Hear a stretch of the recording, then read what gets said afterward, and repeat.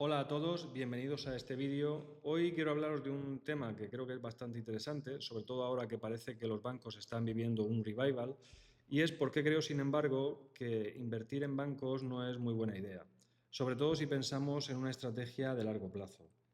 Muchas veces los bancos parecen empresas sólidas, imprescindibles desde luego en la economía y con una larga tradición, pero si miramos un poco más a fondo, veremos que presentan una serie de riesgos estructurales que, en mi opinión, los convierten en inversiones bastante complicadas. Así que, sin más rodeos, vamos a repasar punto por punto cuáles son esos factores que me llevan a desconfiar de las acciones bancarias. En primer lugar, se encuentra el alto apalancamiento financiero con el que operan estas entidades. Los bancos funcionan con un nivel de deuda altísimo en comparación con sus fondos propios. Para ponerlo en números sencillos, por cada euro o cada dólar de capital pueden tener 10 o incluso 15 veces en activos. Y esto significa que un pequeño error se convierte en un gran problema. Si una parte de esos activos pierde valor, aunque sea una parte reducida, un 5 o un 10%, ese impacto puede borrar completamente el capital del banco. Y cuando eso ocurre, la única salida es una recapitalización, que normalmente se va a hacer a costa del accionista, con una ampliación de capital muy dilutiva y por tanto una pérdida permanente de capital para el inversor en acciones del banco. Un segundo factor es el de la iliquidez estructural con el que funcionan estas entidades. El negocio bancario se basa en tomar dinero a corto plazo y prestarlo a largo plazo.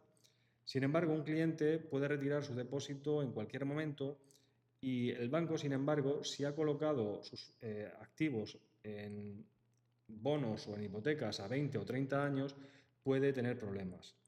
En teoría, esto no debería ser tan problemático porque los bancos centrales actúan como prestamistas de última instancia y como proveedores de liquidez. Sin embargo, en la práctica hemos visto que sí que se pueden generar crisis a partir de esta situación de permanente iliquidez en la que viven los bancos. El ejemplo más claro y más reciente lo vimos en Estados Unidos en 2023 con bancos de tamaño mediano para los estándares de Estados Unidos que habían invertido en bonos del Tesoro americano, es decir, que eran bonos de muy alta calidad crediticia. Sin embargo, esos bonos se compraron cuando los tipos de interés estaban muy bajos y además eran de larga duración, a 20 o 30 años.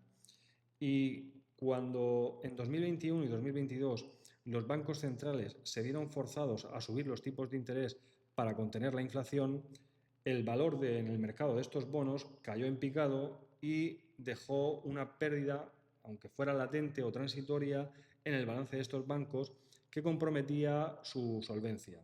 A consecuencia de esto, los clientes de esos bancos reaccionaron retirando masivamente y muy rápidamente los depósitos que tenían en esos bancos para llevarlos a otros más seguros y la situación fue que el proceso se encadenó, como digo, tan rápidamente que fueron incapaces de atender esas salidas de liquidez y al final tuvieron que ser rescatados por el Fondo de Garantía de Depósitos o por otras entidades con la acción ya a precios muy bajos y por tanto una pérdida también para los accionistas.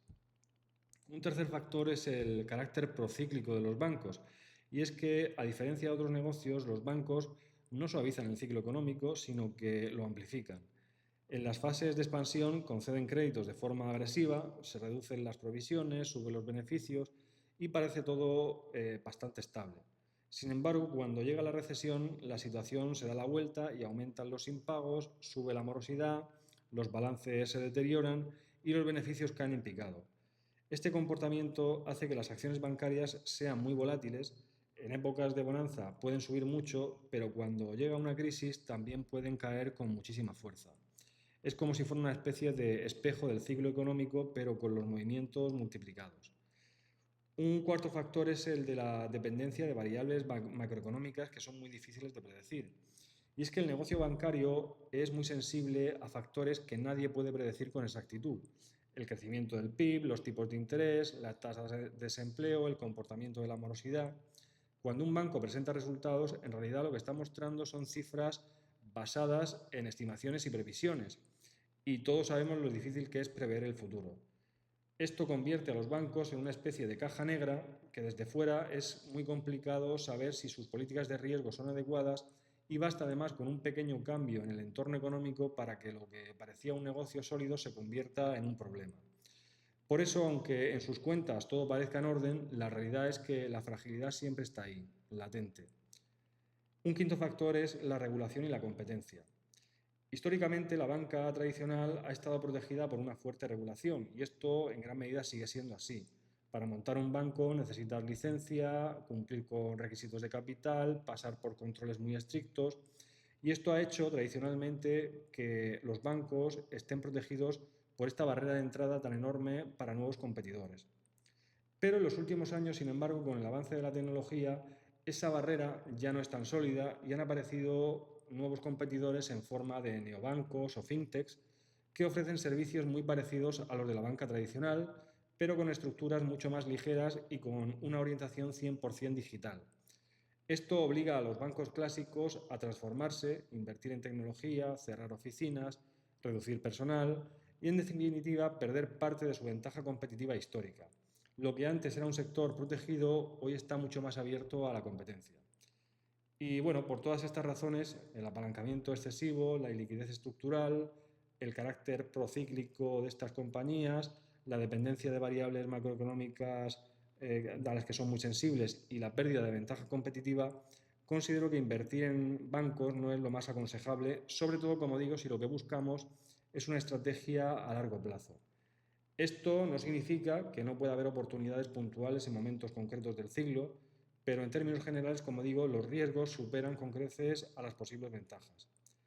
Y bueno, espero que esta exposición haya resultado útil y que sirva para reflexionar a la hora de analizar estas inversiones.